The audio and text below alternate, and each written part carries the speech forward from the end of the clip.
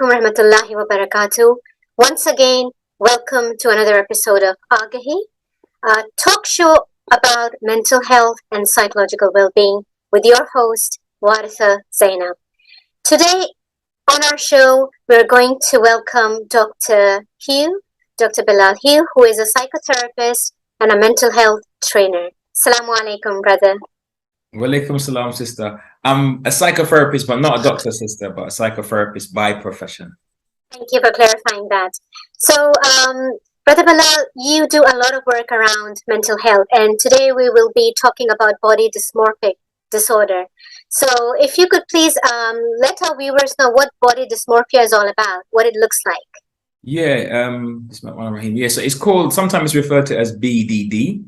But yeah, body dysmorphic disorder is related to people who have a psychological or sometimes even classified as psychiatric disorder, and it's related to a preoccupation with bodily appearance. It is most frequently talked about in relation to people who, most often people think of body dysmorphic disorder or people who think they perceive themselves to be overweight. Yeah. But it can be related to physical appearance in terms of just physical attractiveness, facial hair, people's size or shape or skin texture or other, I wouldn't say even abnormal, just, what they perceive as irregular or unlike everybody else, not fitting in. And it can start in teenage years. It can start, around puberty, and people can literally become, obsessed, and it can impact self-esteem and then behavior and how people interact with the world, really, how they interface with the world. So it can be a really tough, challenging sort of state of mind of, feeling. People can feel very isolated and lonely and feel like people just don't really appreciate what I'm going through and they just don't understand. Yeah. So most people, they worry about their physical appearance, and most people, they want to be flawless or look presentable. But when does it become a disorder? I mean, when does it turn into an obsession? Just like with general, what we say, OCD obsessions in that sense, that, most people have thoughts about, did I lock the front door, for example, and double back to check if they turn the gas off, or did I leave the cooker on, or these different things. People have these thoughts throughout the day. But we say that they become a OCD, for example, when they impact a person's life in a significant way. So it might hamper their work, their professional life, or their studying life, or their relationships, or something like that. So again, by similar or by way of analogy, sometimes people may, feel a little self-conscious about their body weight and not feel flattered when they pass the mirror. But then there's a difference between like a preoccupation where the people think they have a belief that they have a strong defect, that it's actually affected their mood, so that they have symptoms that are similar to sort of anxiety, symptoms that are similar to feeling depressed. They need frequent reassurance, and they often have, like these kind of perfectionist ideas. I think it's somewhat related to, interacts with ideas related to perfectionism. So it should reach to a point where your daily life or your functioning should be affected and impacted. And when you come to this realization, that's the moment when you would encourage people to kind of seek help. Yeah, I would always encourage people to seek professional help. And although, for example, a GP might not be the best place to get treatment and deep level treatment, but they might be one of the best places to start having a conversation in terms of how they can, they can identify, sometimes screen, or send you, refer a person to say, hey, I've seen the preliminary signs, what could be disorder, and like I would be happy to, refer them on to a specialist to see that they can be screened, have an in-depth assessment, and then maybe possibly, if that's the case, that they have, show the signs and symptoms, and that they can start to receive treatment, start to receive help. And the help might not mean that the person just gets over it and is cured of it in that sense, but it might mean just helping to learn tips and methods to cope. It might mean counseling to deal with other factors that might be impacting, like relationships in one's life that might be impacted by this disorder, to help them to cope, or even like psychotherapy, where it's more of a deep dive, more about the person's, history, and looking to explore, maybe change things in a kind of more long-term, way. You mentioned it starts quite early on, sometimes in teenagers and younger people. Is there any reason why this starts or anything that triggers? Is it like there's the pre-genetic like disposition? Is it hereditary? Or is it just something which happens as a result of saying life experiences that people generally have? I think it's possibly both. The literature says that it can be psychiatric or psychological. So, on a psychological level, it could just be an individual that just has certain life experiences, has a certain particular body image that catches their attention and catches their obsession, whether, like I said, it's weight, facial hair, body shape, whatever the thing is. But the obsession can start, or the preoccupation, let's say preoccupation could start there. But it also could be psychiatric in that, people have some, let's say not hormonal, but like brain activity that kind of like gives them a bit of a disposition, or, a predisposition to develop some sort of anxiety. Is it like prevalent amongst females more than men, or do you think it's something which is seen across all genders? It tends to be, more females report body dysmorphic disorder. Teenage girls, I think, is one of the highest, if not the highest group. And that doesn't mean that men don't, because men absolutely can and do. But I wonder how much of a sort of societal or social, the psychosocial element of it plays a role, because one, how men and boys are socialized into dealing with emotional problems. Are they going to come forward if they have these insecurities in terms of their image? Boys can often deal with things differently. So in the non-Muslim society, in the mainstream society, people may take to coping, or men may take to coping, as possibly women could, but like more predominantly men may take to coping with things like what do you call it again? Self-medicating with drugs and alcohol, right, or other types of behavior to soothe the pain, to take away the pain. Sometimes men find it difficult to be vulnerable, to come forward to ask for help. There is that part of things as well. But the other psychosocial element of it as well is related when we talk about young teenage girls as their bodies change, and then we look at the social media and the media in terms of how like women's bodies are objectified, commodified, privatized in the public space in the Western society. Well, I don't want to say the Western society, that'd be misleading. In the world, we're on the World Wide Web now, and so it's this global thing. And in terms of, but the Western ideal of women being, we're at a bit of a crossroads, because we're kind of like, we're post-feminism, but then we're at the same time, women still objectify.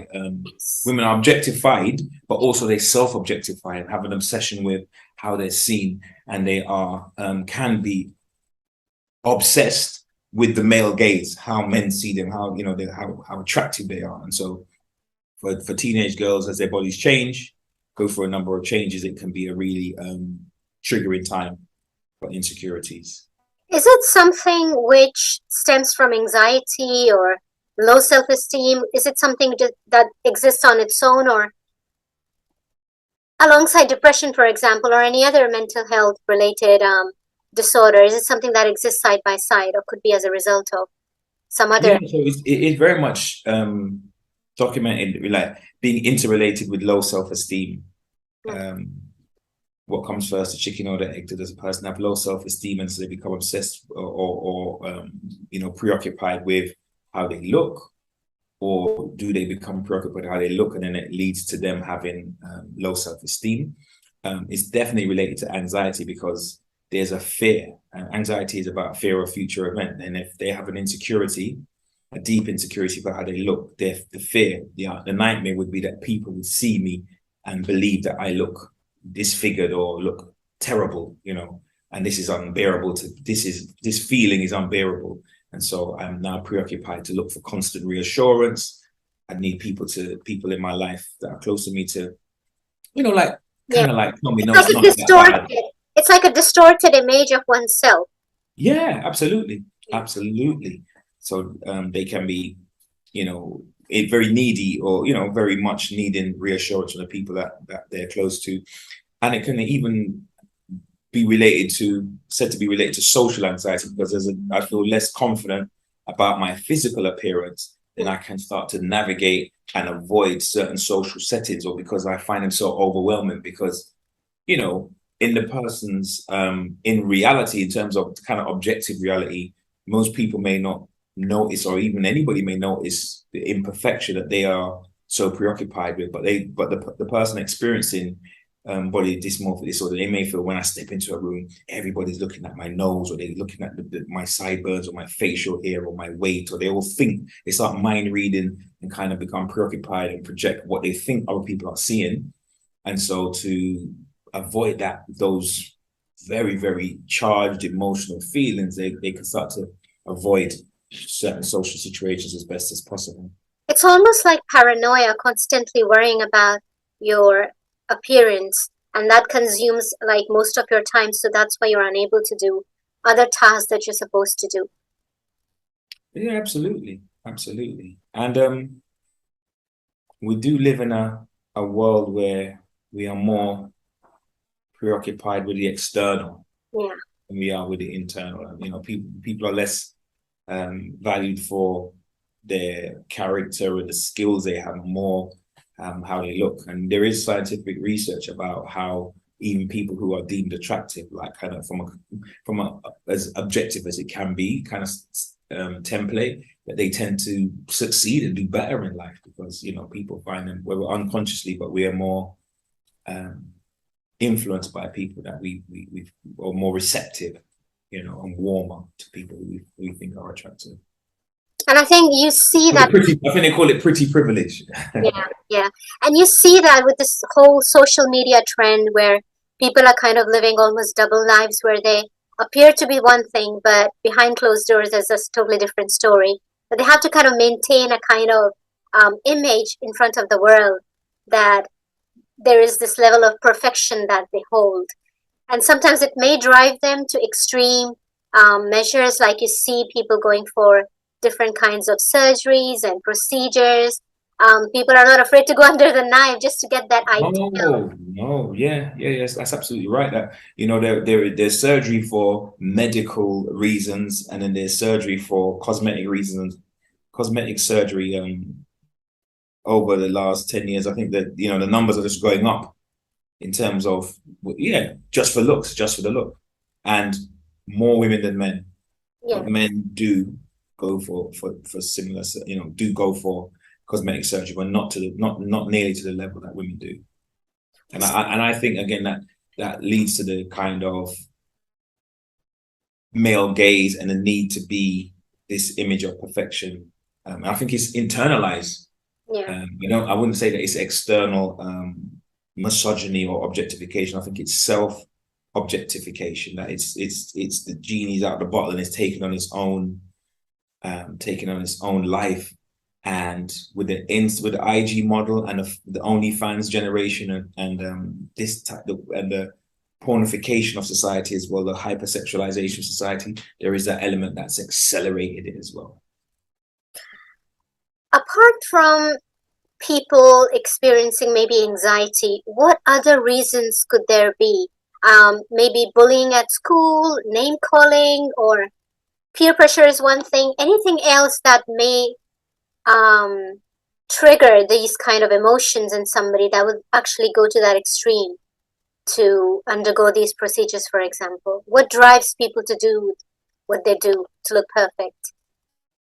Some people, it's a career. Some people, it's actual living. It's their calling, right? So there's some people that would want to get cosmetic surgery and treatment, and like to change their appearance in the pursuit, this ever never-ending pursuit of perfection. There is that element, but there's also people who just ultimately feel severely insecure, and that it would, by changing the external, it would change the internal, in the sense that it would affect their mental health for the better, or at least that's the belief that leads them to go for go for this type of cosmetic surgery.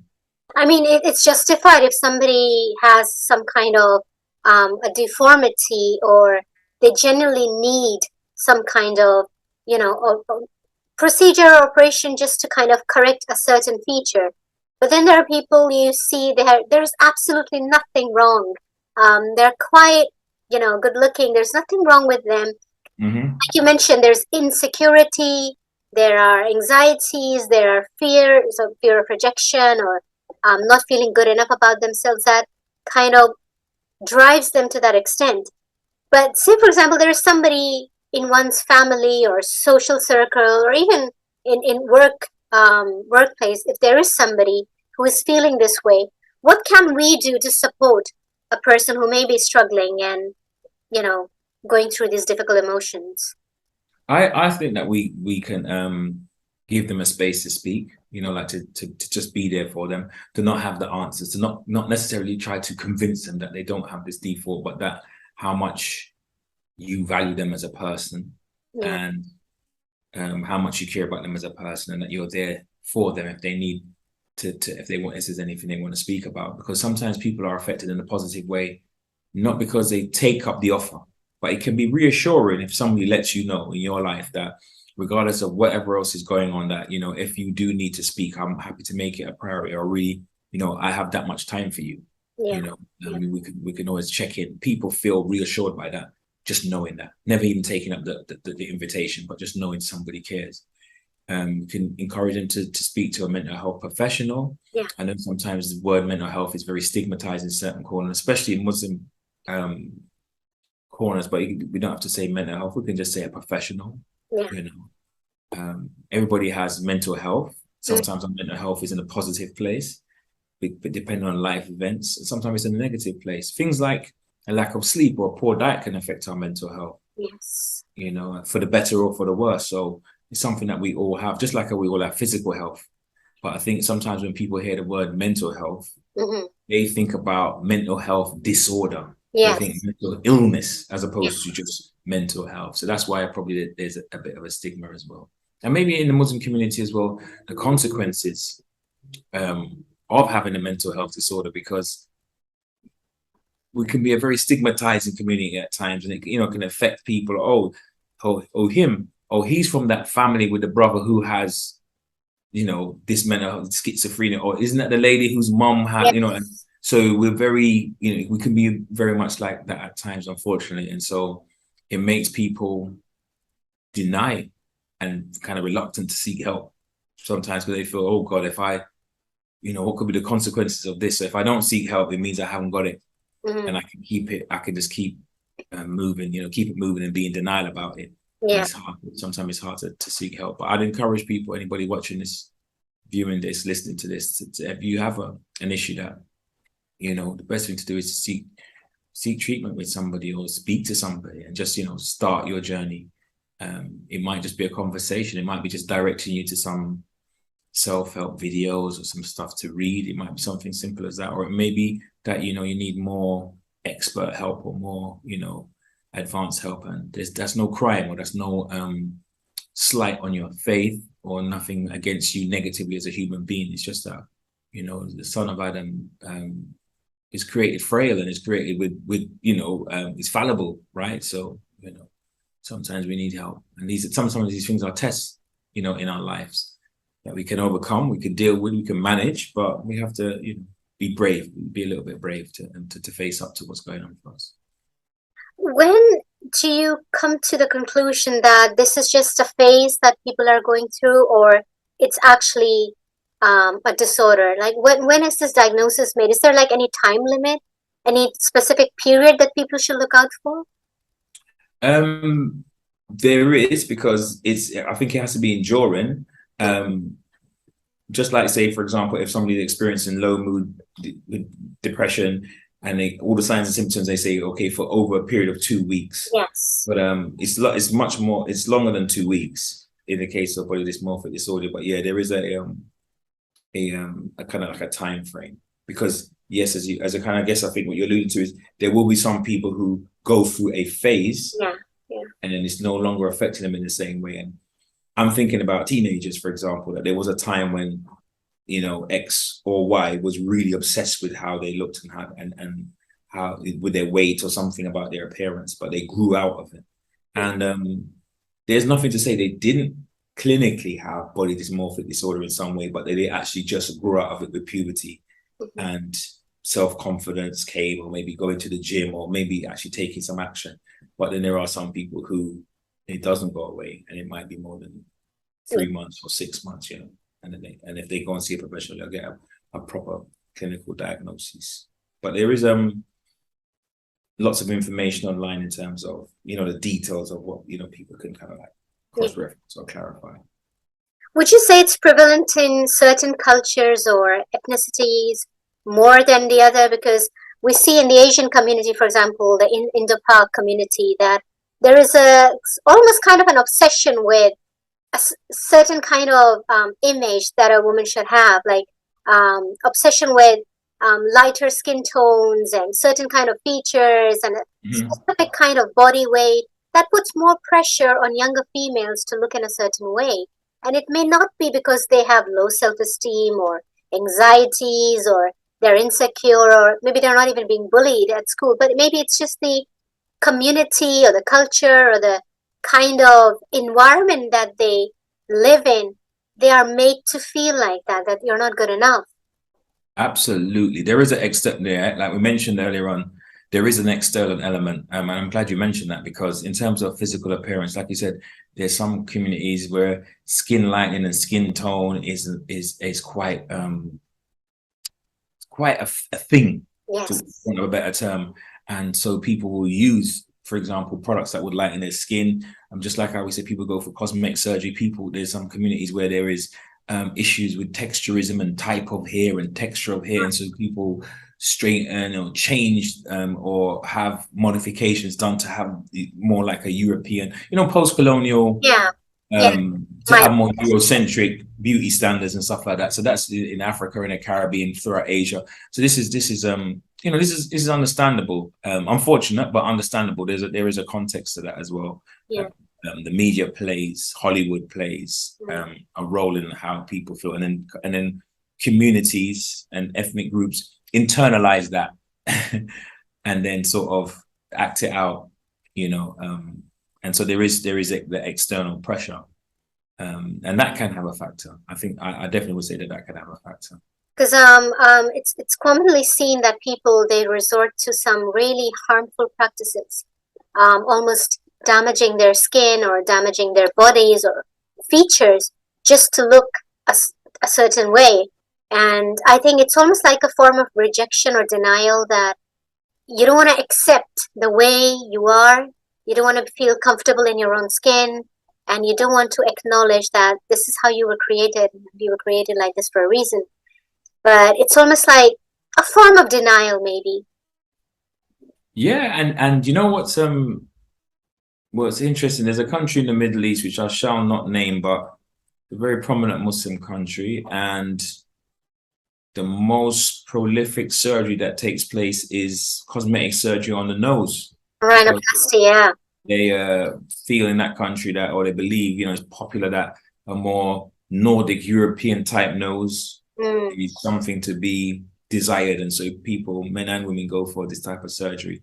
So again, this is denial. These people have been, as a group, have a particular cultural or no, phenotypical look. Yes. MashaAllah, and from Allah, you know, like, alhamdulillah. But because of, like I said, colonialism and Eurocentric standards, there's a kind of an internal insecurity around that. And we could talk about lots of different groups. The reason why I mention that country, because it's a very prominent Muslim country. It goes to show that this is, it's biracial or cross-cultural or cross-ethnicities, class, color, creed, religion. You know, it is part of the human.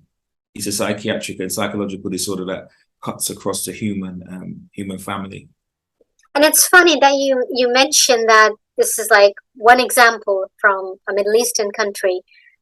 Even in countries in, like, for example, in India, Pakistan, Bangladesh, there are obsessions with other features or certain other things that they are so desperate to get that they'll go to extreme measures like taking loans and becoming in debt just to kind of pay for that procedure or what have Mm-hmm. you.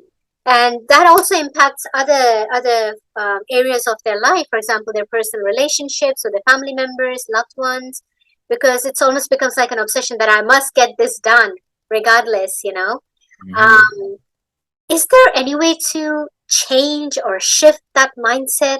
Like you said, mentioned the colonial kind of, mindset where you have to look like a certain type of group of people who may not necessarily belong to the same ethnic group as you do. So you are bound to look different, but you want to be like them. Why is that the case? Yeah, I know that, for example, in America, I mean, there's many parts of the world, but for example, in America, there has been a kind of an American society, more of an inclusion of the history and the contributions of different ethnic groups within the United States and the sort of celebration of different cultures. Mm. And so that people, particularly young people, particularly children, grow up with a more balanced sense of self and less of a inferiority complex, and so that they can value themselves and value their culture, which is very important. As contributors to civilization and contribution to the world. Yes. They did an experiment in America. I think it was back in the 1960s. I think Mhm. they called it Black Doll, White Doll experiment, and they Oh were yeah. showing that these dolls that African American children at that time, there were no dolls of color that were being like manufactured, and so black children would be given white dolls, but the effect it had on the psyche of the young black children was that I think by the age of 5 or 6, when they interviewed the the subjects of the research, the children in the research, they found out that the children had already made certain assumptions based on skin color, that the darker child would be mean or would be not as smart or not as beautiful, and the lighter child, the white child, would be smart or kind or thoughtful and all these things. And so they it affected policy and ideas of how children are taught and how children's psyches are quite um, frail, and susceptible. And I think one of the things what's important about that study, what I like, is that it's actually like clinical research Yes. from the social science, because I know in the Muslim world that we sometimes, because Islam doesn't have racism, we forget that Muslims can be downright rotten racist, unfortunately, but that's the facts.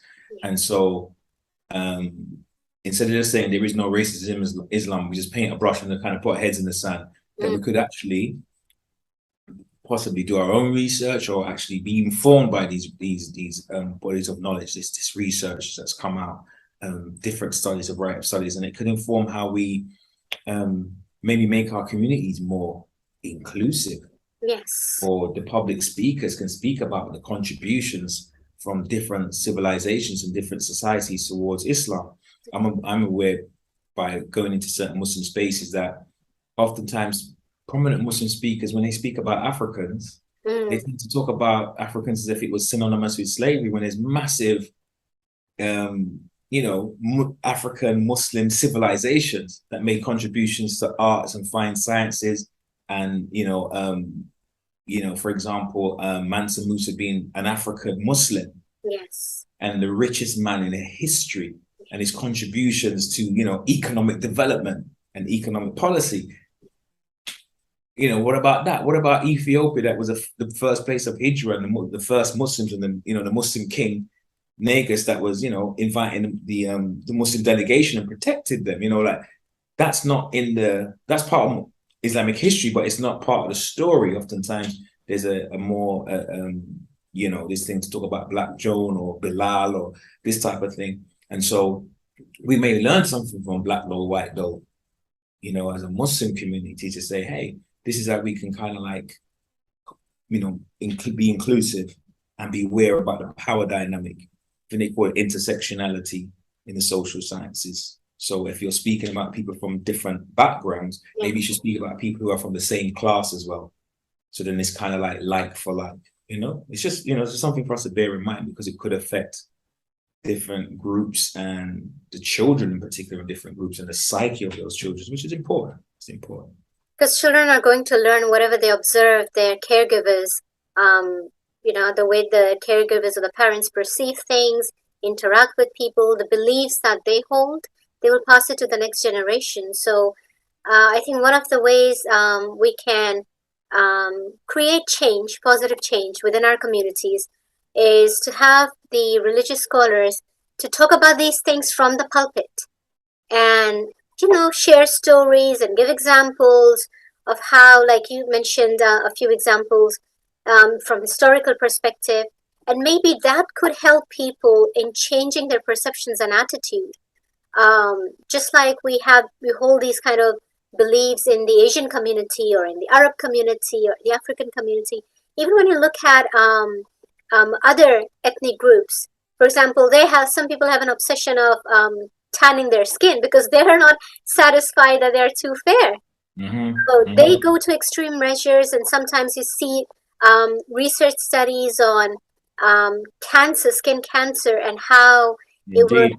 triggered because of exposure to harmful UV sunlight. So it's like you see it across all cultures, all ethnic groups, all social groups, class.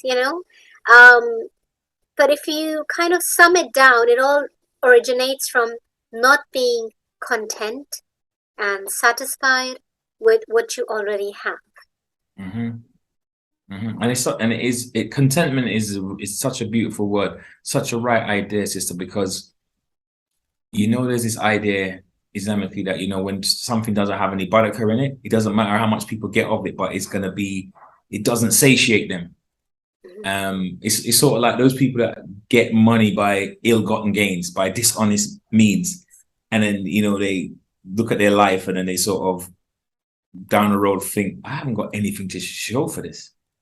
I don't have anything to show for, and then I've not even got a good heart or a good feeling about what I've been through, the fact that I've handled all this money, for example, and then you have another person who was given a lot less.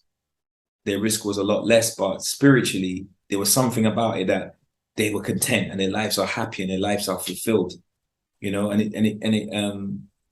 goes to show that we don't always have to have to be whole or to be, because we don't have that contentment. That's why sometimes you find out, oh, this famous person was addicted, this famous movie star or singer was addicted to sleeping pills and antidepressants and stuff like that, and they died of an overdose, or they committed suicide, or they went on to complete suicide. And the everyday man in the street is thinking, scratching his head, why he or she seemed like they had so much. They were millionaires. Their face was in every billboard. They've come in movies. Money was never an issue, but the human frailty of the personality, of the psyche, the insecurities that they may have had, even when they were being adored by the masses, but inside they may have had even BDD, for example, Or it's, maybe or maybe money was the only thing they had, but they didn't have meaningful relationships. Maybe they didn't have friendships, friends who were loyal. Maybe they didn't have peace of mind, or they were not at a place in life where they felt, I'm living a meaningful life, I have a purpose.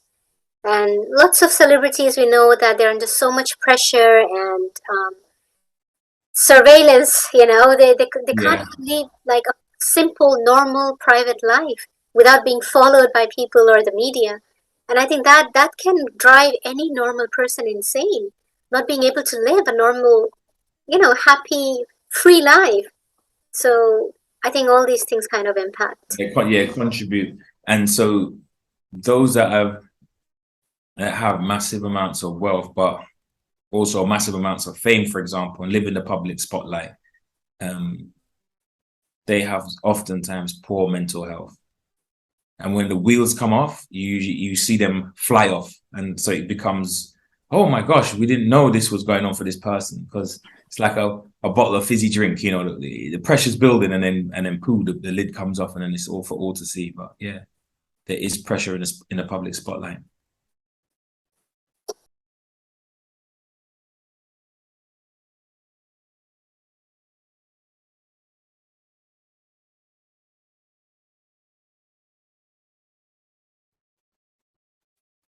That's a valid point, and you gave some beautiful examples around many people who, to the world, they had almost everything: fame, wealth, financial security, the perfect looks, the perfect home, car, you name it. But they were still so unhappy with themselves, with their lives, with the circumstances that it almost drove them to end their so-called perfect life. So that's one example of how things on a superficial level may seem like everything's going fine, but like you gave the example of a fizzy drink, how it kind of it just pops up when stress Mm-hmm. build up, when emotions get so overwhelming that people cannot handle the psychological pain anymore, and then they end up either self-harming, or they have suicidal ideation, or they go to extreme measures. And we have so many examples of celebrities where they change their features to like so many times that now they are not even in a position to actually go out and face anyone because they have Mm-hmm. destroyed their physical appearance. And as they continue to change, they continue to appear that bit more unhappy Yeah. and that bit more discontent, you know. But yeah, the socio-cultural perspective or the socio-cultural factors. You mentioned countries in the Middle East, you mentioned countries in Asia and Africa, cultures from those continents where European standards have been imposed from colonialism, and so people are influenced in terms of those factors. But there's also the aspect of, some people speaking about body dysmorphia in from one perspective that it's very Western, Yeah. in a kind of like textbook sense of the word, in this, the BDSM, the statistical diagnostical manual for describing and defining, mental health disorders, in the sense that, like, I've heard it said by a few professionals, just in like conversation, not in any sort of conference, nothing like that. Yeah. Just psychiatrists, psychologists talking in a space, and comments were made like it's a luxury, it's a first world problem, or that kind of luxury that you have when you're, Maslow's hierarchy of needs. Yes. You sort of thing, like when your food, clothing, shelter, and those basic necessities are being dealt with when you have a certain level of schooling and literacy that's regular in the society. And like poverty means, people have to use their social welfare benefits to pay for their satellite TV, for example, as opposed to poverty where you don't have a TV or you live off of £2 a day, or $1 a day. That people from those societies, what we would call the developing world, quote unquote, don't really have the luxury of becoming obsessed with their physical appearance to that degree. Yes. And, there is that aspect of it. Not to make light that people who do experience it aren't experiencing something they perceive as real, but it's just that I found that perspective somewhat interesting. Yes. I found it somewhat interesting. General observations do kind of confirm that. For example, when you look at people who are living in the remote areas, remote parts of the world, mountainous region, hard to reach regions, for them, their main concern is to put food on the table and, just live a safe, healthy life. Um, Going through plastic surgery or having a certain kind of appearance is like the last thing on their mind because they have so many other challenges to face on a daily basis, like collecting water from the nearest water source is the biggest worry. Yeah, sanitation and hygiene and food and survival. Yeah. And also, I think maybe in collectivist cultures that are more based on my identity is so much tied to the group, whether Mm. that group be the family, the clan, the tribe, the ethnic group. But like I'm part of a community, but this is what gives me. I'm part of the we, and Mm. I'm just one part of that we that makes up the wider we. Societies that operate from that framework are less likely, in my opinion, to have prolific rates of body BDD, but it's the dysmorphic disorder, maybe because they develop that coincides with developing world, and so are they less psychologically and psychiatrically, the facilities are there to sort of people to report it. Is that part of the correlation, or is it just that because in the individualistic society we are so obsessed with ourselves, and what is more in a materialist world, what is there more self than the physical self? Not even the soul, not even the spiritual self, not even the intellectual self, not even the imagination and other aspects of the self, but the physical self is the kind of be all and end all. This is where it starts and this is where it stops. This is the crucible of everything. And so I'm obsessed with how I look. It kind of can breed that would breed more in that type of environment. It kind of makes sense, stands to reason. I think it all depends on what the majority thinks or perceives or appreciates. And I think there is this belief which is held generally that when you walk into a room full of people who don't really know you, who don't even know your name, the first thing they're going to notice about you is your looks, your face, the way your body is shaped. But how many people actually focus on what my intellect is like, how much wisdom do I hold, how many books have I read, or whether I'm an intellectual or whether I'm an emotionally intelligent person? I think these things come secondary for most people because most people are quite superficial and judgmental, and they will often judge somebody on the basis of how they're dressed, how they carry themselves, or what they look like, instead of what qualifications they hold, or what they have achieved in life, or how resilient they are. I think these are kind of not the top of the not on top of the list.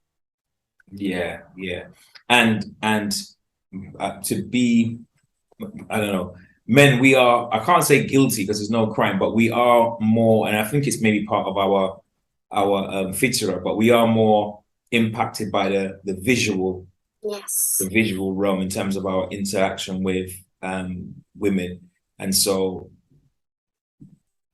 by default it puts a certain amount of pressure on women. But as society becomes more, I'm going to say egalitarian, but as women start to look like men, not necessarily physically, but also in terms of masculine personalities, because it's kind of masculine psyche. Funny that they call it feminism, but it's bred women to be, it's creating more masculine women. And like the more feminist some of these women are, the less they start to be, the less they appear feminine in their characteristics, at least, if not how they look.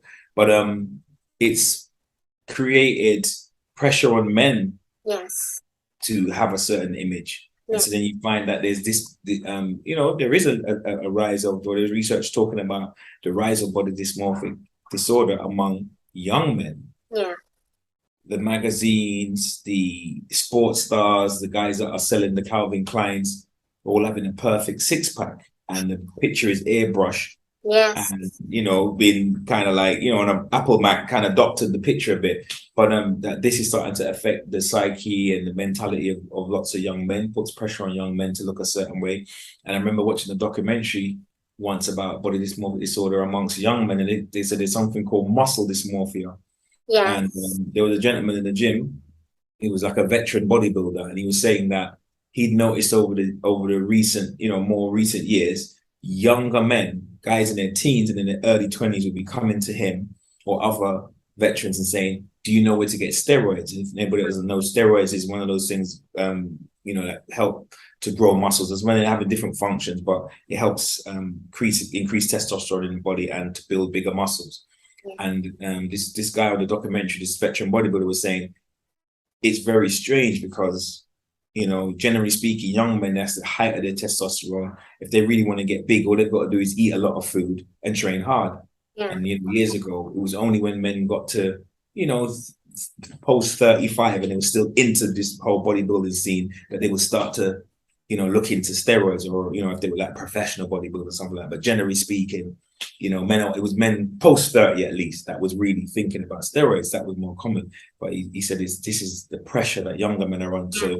They now want to look a certain way and they feel the pressure. So they're asking for this growth hormone. Anybody supplying this growth hormone at a younger age. And it's, some of these gym goers that have very extreme food regimes, training regimes. They're Yes. not performance. They're not performance. They're not going to the Olympics for triple jump or something. It's just To look all a certain way. yeah, just all in like to say when I look in that mirror, I need to see some. I need to see something. And there's been a growth of this type of obsessive behavior, preoccupation to this kind of extreme end as well in young men. And I believe it's social media as well that has had that impact. So that's when we go back to culture, the kind of culture, social cultural perspective.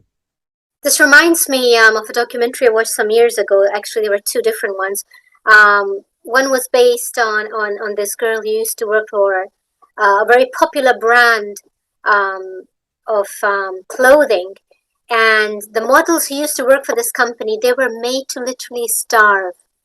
And I'm talking about real starvation, like no Mm. food, not dieting, no food, not eating anything. And they were not even allowed to drink like a whole glass of water, no matter how thirsty they are. They were only allowed, Medically very dangerous. yes, they were only allowed to sip a few sips just to keep themselves alive. And the owner of this company was almost misogynistic in the sense that he was almost controlling these young women and brainwashing their minds that if you don't have a specific kind of appearance and it has to be a certain number, then you're not good enough. You should not be working in a company. And lots Mm-hmm. of people, they resorted to drugs and substance misuse just to deal with the emotions and the psychological pain Pressure, it's associated with it. pressure. That is such mental pressure that they're under. Yeah. And I think it's Somalia or Ethiopia, correct me if I'm wrong, where young girls who haven't even turned teenagers yet, they are forced to have this special kind of diet every 2 hours just to fatten them up because I've otherwise, heard that about the Sudan. I know that that's yes, in the Sudan that a woman's curves and being voluptuous is very celebrated. So when a woman is engaged, young girl is engaged, young lady's engaged, that yeah, there is a kind of regime or whatever that the aunties get together and say, hey, listen, you gotta gorged, well, gorged on food to increase their weight, to increase their size and stuff of that they're nature. force fed every 2 hours, whether they're hungry or not, whether they want to throw up, whether they're feeling sick. No, they Mm-hmm. must eat, like you said, to have a certain kind of figure because otherwise they won't find a potential partner. So this kind of pressure, I mean, it's destroying lives, but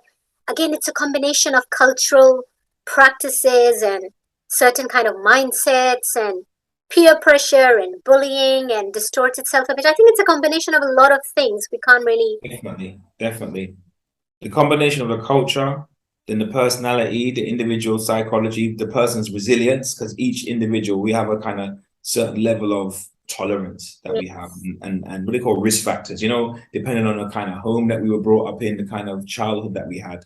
Mm, Some people learn problem solving skills in a healthy environment. Some people saw violence. Some people were exposed to different kinds of traumatic events. And yes. so as they grow, as we mature, as we become adults, that's all in the unconscious mind and in the psyche, and it depends.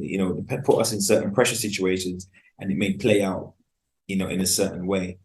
And I just have to know how much the balance is more women, the gender imbalance when it comes to BDD, and I think that ties into like a kind of more social cultural, the different places it plays out. But women's bodies are a battleground. Oh yeah.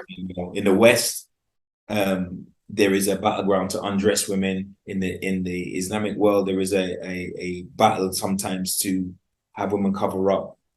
And there is a deep spiritual and a deep philosophical wisdom Yes. behind that. But some people don't appreciate that, and that becomes politicized and then that's imposed, and then it misses the mark because the whole thing is about the education of the person and valuing themselves and wanting to cover up as opposed to it being Yes. like a domination type of like women's bodies being colonialized as opposed to women being educated and empowered. Yes. It's like So extremes. they, In either side, you see extreme behavior where either on one side she's being overly exposed, and on the other side she's being overly, you know, hidden. Like, so Yeah. it's like a woman should not be seen, or a woman should be seen without anything. So it's We both. should see everything, or she shouldn't Nothing. exist. We Yeah, know we just want her to wear a yeah, tent and just be invisible. yeah. Even the eyes should be covered. Even the eyes should not be Yeah. seen. Yeah. Um, in other cases, sometimes it's one gender that suffers more than the other, and we call it misogyny or patriarchal society, whatever you want to call it. But in the end of the day, if there's anybody suffering, it's the women in most cases. Um, Thank you so much, Jazakumullah khairan, Brother Bilal. That was a really insightful conversation.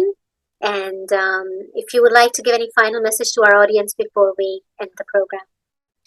Yeah, all I would like to say is to anybody that is experiencing, male, female, young, old, black or white, that is experiencing any emotional insecurity or any emotional difficulty, please don't suffer in silence. Speak to a friend, speak to a parent, speak to a loved one, a trusted relative, or seek out a professional, even if it means going online to seek out some sort of help. And if you're in the UK, for example, the first protocol, if you're uncertain, could be just to make an appointment with your GP. Thank you. Jazakumullah khairan for that. To all our viewers, inshallah, I'll see you again next Saturday at 12 p.m. talking about your mental health and psychological well-being only on Hidayat TV. Assalamu alaikum and look after yourselves.